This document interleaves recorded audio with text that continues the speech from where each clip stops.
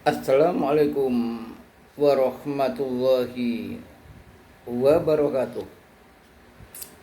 Alhamdulillahirabbil alamin. Kita telah mendapatkan merasakan nikmat Allah yang banyak sekali. Patut kiranya kita bersyukur kepadanya. Pasti kita akan ditambah nikmat kita. Mudah-mudahan salawat serta salam tetap terlimpah kepada junjungan kita Nabi Muhammad Sallallahu Alaihi Wasallam yang telah memberikan kita suri teladan dan bimbingan melalui sabdanya. Pemirsa yang berbahagia, kali ini saya akan menyampaikan secara singkat tanda-tanda husnul khotimah dengan syarat. Maksudnya apa? Bahwa tanda-tanda husnul khotimah yang diantaranya membaca syahadat ketika nazak.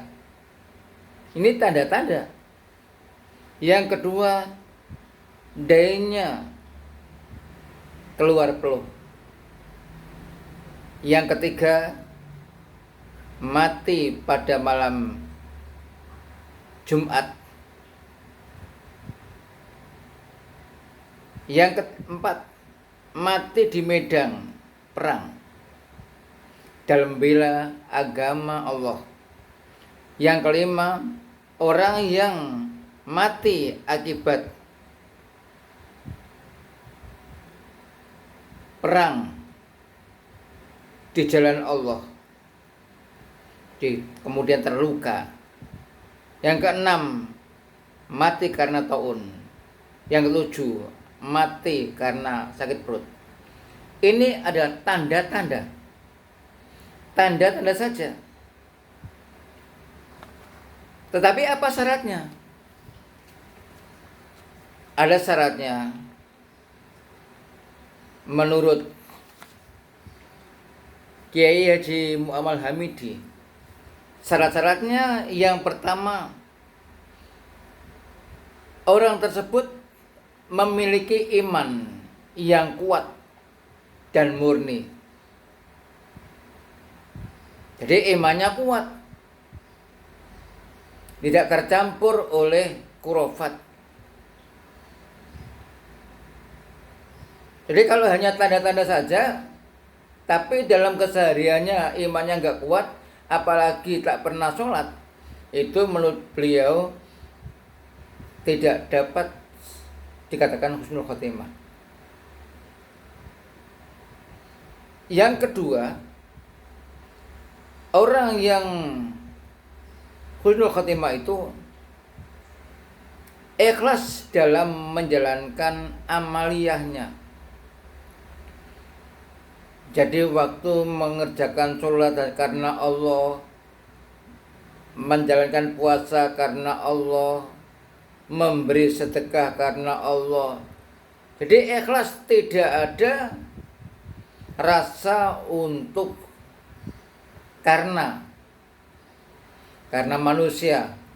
Amalnya yang dilakukan itu semata-mata hanya karena Allah Subhanahu wa ta'ala.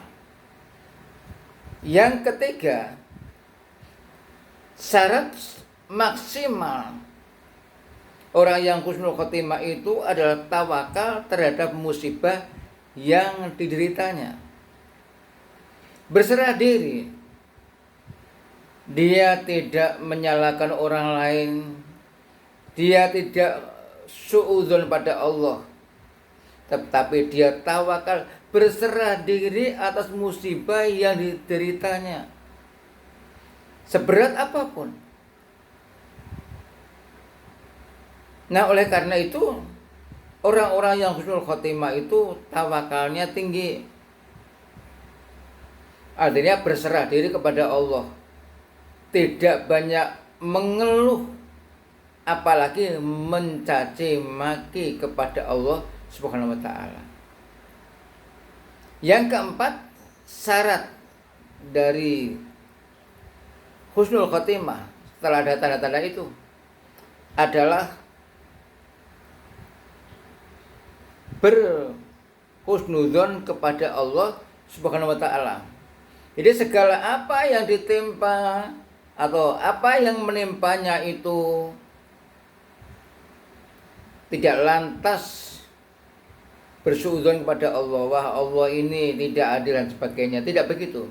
Tetapi tetap berhusnuzon kepada Allah bahwa semua yang diberikan oleh Allah itu ada hikmahnya. Sekali lagi, semua yang diberikan oleh Allah itu ada hikmahnya. Nah, oleh karena itulah apabila kita ingin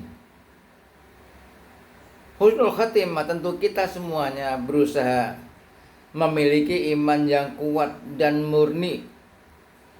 Yang kedua, kita ikhlas hanya semata-mata karena Allah setiap kita menjalankan sesuatu ibadah ataupun kita melakukan apa saja yang ada di dunia, aktivitas di dunia ini karena Allah, insya Allah itulah yang akan mendapatkan balasan dari Allah Subhanahu wa taala. Kalau kita makan bukan karena Allah, pokoknya biar kenyang, tentu tidak akan mendapatkan balasan dari Allah Subhanahu wa taala.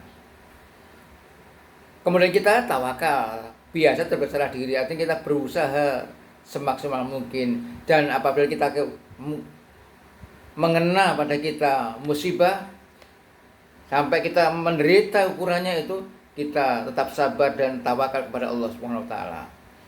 Kemudian kita suka menjadi orang yang husnudzon kepada Allah.